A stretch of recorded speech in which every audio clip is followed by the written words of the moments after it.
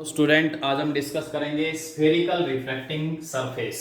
अपने ray optics chapter चला हुआ था 12th क्लास से। तो स्फेरिकल रिफ्रैक्टिंग सरफेस, इससे पहले आपने मिरर के बारे में पढ़ा है, ठीक है। अब हम पढ़ेंगे स्फेरिकल रिफ्रैक्टिंग सरफेस के बारे में।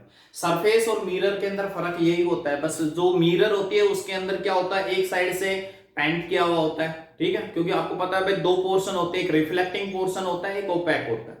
तो जो रिफ्लेक्टिंग पोर्शन जिस साइड में हम उस मिरर को देखते हैं, हम अपना फेस देखते हैं जिसके अंदर, उसको रिफ्लेक्टिंग पोर्शन बोलते हैं। और दूसरी साइड में पेंट किया हुआ होता है, ठीक है, वो ओपैक होता है। बट इन रिफ्रैक्टिंग सरफेस के अंदर आपके पास दूसरी साइड में पेंट किया हुआ नहीं होता है, तो हमें पता ही नहीं लगता है कि आपके पास कौन सी रिफ्रैक्टिंग सरफेस है, ये कन्वेक्स है या कनकेव है, ठीक है। तो यहां पर भी सेम आपके पास वही दो टाइप के हम पढ़ेंगे, आपके पास कन्वेक्स और कनकेव। तो अब हम बात करते हैं कि कन्वेक्स कौन सी होती है और कनकेव कौन सी होती है, ठीक है। समझ गए बात को। तो यहां पर देखिए, क्योंकि रिफ्रैक्शन चला हुआ है तो आपके पास, आपको पता है यहां पर सेपरेटिंग होंगे दो मीडियम, ठीक है। रिफ्रैक्शन चला हुआ है तो दो मीडियम आपके पास सेपरेटिंग होंगे। एक आपका रेयर मीडियम होगा तो दूसरा आपका डेंसर मीडियम होगा। रेयर को आर से रिप्रेजेंट कर रहा हूं, डेंसर को डी से रिप्रेजेंट कर रहा हूं, ठीक है। तो एक मीडियम आपका रेयर होगा, एक आपका डेंसर होगा। तो एक रिफ्रैक्टिंग सरफेस जो है, रेयर मीडियम को यहां पर हम μ1 के रिफ्रैक्टिव इंडेक्स होगा और डेंसर मीडियम का आपका रिफ्रैक्टिव इंडेक्स हो जाएगा μ2, ठीक है। अब बात आती है कन्वेक्स कौन सी होती है। तो a refracting surface which is convex towards the rare medium. आपको यहां पर जो देखना है सरफेस के अंदर, वो रेयर मीडियम की साइड से देखेंगे। रेयर मीडियम की साइड से अगर वो कन्वेक्स है तो कन्वेक्स होगी, और अगर वो कनकेव है तो कनकेव होगी। मतलब ये कह सकते हैं कनकेव की डेफिनेशन क्या हो जाएगी, a refracting surface which is concave towards the rare medium, ठीक है। मतलब कहने का अर्थ स्पष्ट है, यहां पर जो आपको देखा जाएगा वो रेयर मीडियम की साइड से देखा जाएगा। रेयर मीडियम की साइड से अगर कोई रिफ्रैक्टिंग सरफेस आपकी कन्वेक्स है तो वो आपकी कन्वेक्स हो जाएगी। अब ये आपकी कन्वेक्स हो गई, ठीक है, इस साइड में कन्वेक्स है ना, ऐसे। तो ये आपकी रेयर मीडियम की साइड में कन्वेक्स है, तो ये जो सरफेस होगी ये कैसी होगी, आपकी कन्वेक्स रिफ्रैक्टिंग सरफेस होगी, ठीक है। और अगर रेयर मीडियम की साइड में कनकेव है तो वो आपकी कनकेव हो जाएगी। समझ में आई बात, क्लियर है। चलिए, तो अब इसी के अंदर कन्वेक्स के अंदर दो पार्ट आते हैं। आज हम अभी जो डिस्कस कर रहे हैं, फिलहाल हम कन्वेक्स के बारे में करते हैं। तो कन्वेक्स में दो केस आते हैं, रियल इमेज और वर्चुअल इमेज, ठीक है। तो सबसे पहले हम डिस्कस करेंगे यहां पर रियल इमेज के बारे में, रियल इमेज, उसके बाद हम वर्चुअल इमेज के बारे में, ठीक है। अच्छा जी, अब जब हम आपको रेयर टू डेंसर हम पढ़ेंगे तो यहां पर जो हम ऑब्जेक्ट कंसीडर करके चलते हैं वो हमारा एक पॉइंट ऑब्जेक्ट होता है, ठीक है। कैसा ऑब्जेक्ट होता है, पॉइंट ऑब्जेक्ट होता है। तो ये आपका पॉइंट ऑब्जेक्ट हो गया। अब यहां पर इमेज अगर रियल बनती है तो आपकी इस साइड में बनेगी, और वर्चुअल बनती है तो सरफेस के लेफ्ट साइड में बनेगी, ठीक है। तो यहां पर अब मैं पहला केस इसका डिस्कस करने जा रहा हूं, रियल इमेज का। तो ये आपकी रिफ्रैक्टिंग सरफेस हो गई, ये आपका एक पॉइंट ऑब्जेक्ट, और ये इस ऑब्जेक्ट की इमेज हो गई, ठीक है। उसके बाद आते हैं नेक्स्ट पॉइंट आपके पास, normal centre of curvature. Centre of curvature कौन सा होगा, जिस साइड में आपका स्फीयर कंप्लीट होता है। आपको पता है स्फीयर के ही ये दो पार्ट होते हैं, कन्वेक्स और कनकेव, ठीक है। तो जिस साइड में आपकी सरफेस स्फीयर कंप्लीट करेगी उसी साइड में आपका सेंटर ऑफ कर्वेचर होगा, ठीक है। तो इस साइड में सेंटर ऑफ कर्वेचर होगा, ऑब्जेक्ट हमारा इस साइड में होगा, इमेज आपकी रियल है तो इस साइड में, वर्चुअल है तो इस साइड में, ठीक है। रे आपकी देखिए पहले कैसे जा रही है, रेयर से डेंसर की तरफ जा रही है। तो you know that when light goes from rare to denser then it bend towards the normal. तो ये बैंड होती है किस साइड में, नॉर्मल की तरफ बैंड होती है। तो ये आपकी बैंड हो गई, ठीक है। नेक्स्ट, उसके बाद में एक नॉर्मल हम यहां पर ड्रा करते हैं, ये आपका पोल हो गया, ठीक है। इसको हमने एम पॉइंट नाम दे दिया, ये पॉइंट ए मान लिया हमने, ठीक है। चलिए, अब हम बात करते हैं आपके पास एंगल ऑफ इंसिडेंट और रिफ्लेक्शन की। तो ये इंसिडेंट रे थी, ये आपका नॉर्मल है, सेंटर ऑफ कर्वेचर वाली लाइन। तो ये आपका कौन सा हो जाएगा, एंगल ऑफ इंसिडेंट, और ये एंगल ऑफ रिफ्लेक्शन, ठीक है। क्लियर हुआ। इसके अलावा हम यहां पर दो तीन एंगल और भी लेके चलेंगे। ऑब्जेक्ट से एंगल लेंगे अल्फा, इमेज से लेंगे beta, and centre of curvature से एंगल लेंगे गामा। ये तीन एंगल हमको आपको यहां पर भी लेके चलते हैं, ठीक है। चलिए, अब यहां पर आपको पीछे आपने पढ़ा है, यहां पर इसका रिफ्रैक्टिव इंडेक्स μ1 है, इसका μ2 है। पॉइंट ए के ऊपर आप स्नेल्स लॉ अप्लाई कर दीजिए। तो अप्लाई स्नेल्स लॉ,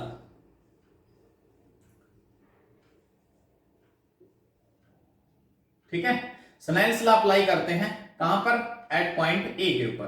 तो ए के ऊपर हम लगाएंगे, क्या आ जाएगा भाई, क्या बताया था, एंगल ऑफ साइन इनटू में refractive index is equal to होगा angle of sine and product of refractive index. मतलब कह सकते हैं साइन आई अपॉन में sine R is equal to μ2 upon में μ1, ठीक है। अब यहां पर आपको जब रिफ्रैक्टिंग सरफेस के बारे में जब डेरिवेशन डिस्कस करते हो तो उस केस में 2 पॉइंट यहां पर आपको कंसीडर करके चलते हैं। एक तो ऑब्जेक्ट हमारा पॉइंट ऑब्जेक्ट, और दूसरा एंगल जो लेके चलेंगे वो भी स्मॉल।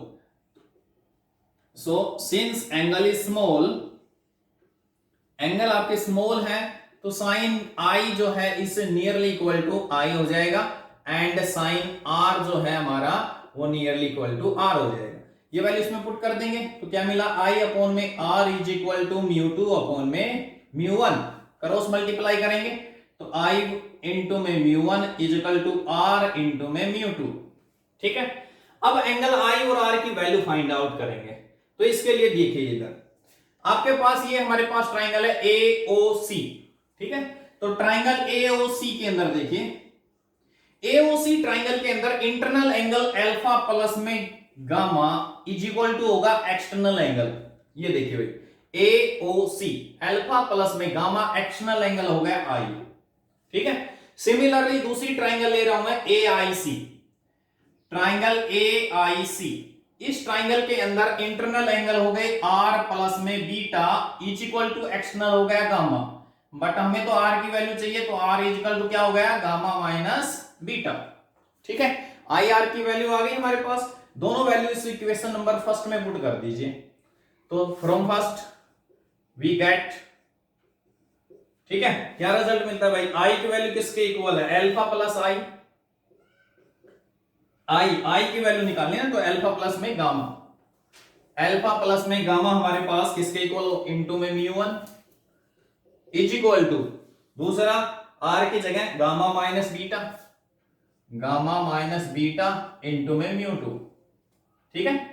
अब इन एंगल्स की वैल्यू लेके चलेंगे, एंगल स्मॉल है तो इनको हम tan में भी कन्वर्ट कर सकते हैं, ठीक है। और अगर tan में कन्वर्ट करते हैं तो tan अल्फा हमारे पास, एक बार ये ट्राइंगल देखिए, ट्राइंगल AMC, इस ट्राइंगल के अंदर से tan अल्फा हमारे पास क्या बन जाएगा, tan क्या होता है, परपेंडिकुलर अपॉन में बेस, तो परपेंडिकुलर हमारे पास क्या हो जाएगा, यहां पर AM अपॉन में बेस हमारे पास क्या हो जाएगा, ये लीजिए MC, प्लस में गामा हमारे पास क्या हो जाएगा, ये तो अल्फा के लिए हमारे पास क्या होगा, परपेंडिकुलर AM अपॉन में MO, ठीक है। और गामा के लिए क्या हो जाएगा, AM अपॉन में MC, ठीक है, इनटू में μ1 इज इक्वल टू, फिर गामा है हमारे पास तो AM अपॉन में MC माइनस बीटा हमारे पास क्या हो जाएगा, AM अपॉन में MI, AM अपॉन में MI, ठीक है, इनटू में आपके पास μ2 है इनके साथ,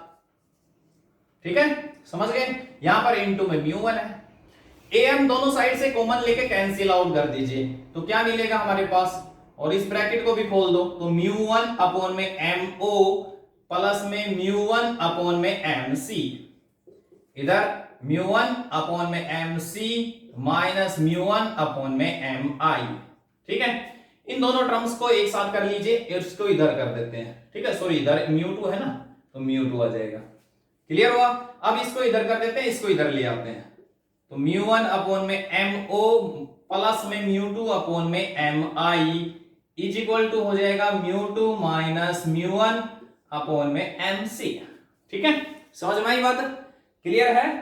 तो यहां पर देखिए अब आपका कह रहा है कि M जो पॉइंट होता है ना is nearly equal to P, M जो है हमारा वो कहां है, P के इक्वल है, since M is close to P, अगर हमारा M P के क्लोज है तो जो MO है वो आपका नियरली इक्वल टू हो जाएगा PO के, MI है वो nearly equal to PI and MC है वो नियरली इक्वल टू PC, ठीक है, समझ गए।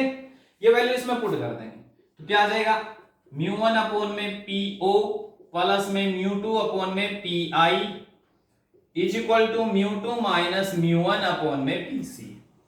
अब इनकी वैल्यू पुट करेंगे, तो वैल्यू के लिए ऑब्जेक्ट से पोल के बीच की डिस्टेंस होती है u, इमेज से पोल की होती है v, और सेंटर ऑफ कर्वेचर से पोल की हो जाएगी r। ठीक है, आई बात समझ में? राइट, अब हम विद साइन कन्वेंशन के साथ वैल्यू पुट करेंगे। साइन कन्वेंशन में लेफ्ट हैंड साइड की नेगेटिव, और मिरर है, सरफेस है, लेंस है, कुछ भी हो, उसके लेफ्ट हैंड साइड मतलब इंसिडेंट की अपोजिट डायरेक्शन में आपको नेगेटिव लेना है, इंसिडेंट की डायरेक्शन में पॉजिटिव लेना है। मतलब ये कह सकते हैं मिरर है, सरफेस है, लेंस है, तो उसके लेफ्ट हैंड साइड के नेगेटिव लेने हैं और राइट हैंड साइड के पॉजिटिव लेने हैं। पुट कीजिए वैल्यू, तो म्यू1 ये तो लेफ्ट हैंड साइड में पड़ रहा है, तो आ जाएगा म्यू1 अपॉन में माइनस यू प्लस में म्यू2 अपॉन में v is equal to mu two minus mu one upon में r। ये आपका फाइनल रिजल्ट आ गया रेयर टू डेंसर का। ठीक है, आई बात समझ में? क्लियर है? तो ये आपका है रेयर टू डेंसर का रिफ्रैक्टिंग सरफेस फॉर कन्वेक्स के लिए रियल इमेज। कन्वेक्स में एक्चुअली में दो केस होते हैं, एक तो रियल इमेज का और एक आपका होगा वर्चुअल इमेज का। ठीक है, तो वर्चुअल इमेज के अंदर आपको डायग्राम बदलना है, बस डेरिवेशन में थोड़ा सा चेंज आएगा एंगल्स के अंदर, और बाकी आपका जो लास्ट रिजल्ट आएगा वो रिजल्ट आपका सेम रहेगा। ठीक है, समझ में आई बात? क्लियर है? तो आपका ये तो है आपके पास रेयर टू डेंसर का, और denser to rare next video के अंदर हम करेंगे डिस्कस। बस अब आपको यहां पर ध्यान रखना है, कन्वेक्स में दो केस होंगे, रियल और वर्चुअल इमेज। कनकेव के अंदर एक ही केस होगा वर्चुअल इमेज का। ठीक है, समझ में आई बात? क्लियर है? तो ये था आपका रेयर टू डेंसर का। उसके बाद में अभी मैं इसके अंदर सिर्फ वर्चुअल इमेज का केस लेके चल रहा हूं। ठीक है, वर्चुअल इमेज का डायग्राम बना रहा लग रहा हूं, बाकी डेरिवेशन में कोई चेंज नहीं होगा। ठीक है, तो वर्चुअल इमेज का एक बार डायग्राम बनाते हैं, बाकी डेरिवेशन में थोड़ा बहुत चेंज होता है क्योंकि यहां पर एंगल्स की जो वैल्यू है वो चेंज होगी। अब रिफ्रैक्टिंग सरफेस में मैंने बताया है कौन सी सरफेस है, कन्वेक्स है, तो कन्वेक्स में किधर ध्यान रखना है अपने को, किधर ध्यान रखोगे? रेयर की साइड में। तो ये मीडियम इधर रेयर ले लिया, इधर डेंसर हो गया, इसका रिफ्रैक्टिव इंडेक्स म्यू1, इसका रिफ्रैक्टिव इंडेक्स म्यू2 डेंसर का। ठीक है, ये हमारे पास ऑब्जेक्ट हो गया। क्लियर है? उसके बाद ऑब्जेक्ट ये हो गया, अब इसकी इमेज बननी है। इमेज बननी है तो इमेज कैसी बनेगी आपके पास? इमेज कैसी बनेगी? क्योंकि मैंने बताया था अभी रियल है तो राइट हैंड साइड में, और अगर वर्चुअल है तो लेफ्ट हैंड साइड में। ठीक है, और रही बात सेंटर ऑफ कर्वेचर की, तो सेंटर ऑफ कर्वेचर की लाइन जिधर स्फीयर आपका कंप्लीट होगा। ठीक है, जिधर स्फीयर कंप्लीट होगा। क्लियर हुआ? तो अब ये देखिए रेयर से डेंसर में जा रही है तो इट बेंड टुवर्ड्स नॉर्मल। ठीक है, ऐसे जानी थी बिल्कुल सीधी, बट ये बैंड हो गई। तो इसी के अंदर जो वर्चुअल रे है वो आपकी ऐसे बैक साइड में आएगी आपकी इमेज। ठीक है, जो इमेज बनेगी वो आपकी कहां जाएगी? इसके बैक साइड में जाएगी। ठीक है, समझ गए बात को? तो यहां पर बस सिर्फ डायग्राम में चेंज होगा, बाकी कोई चेंज नहीं मिलेगा आपको ज्यादातर।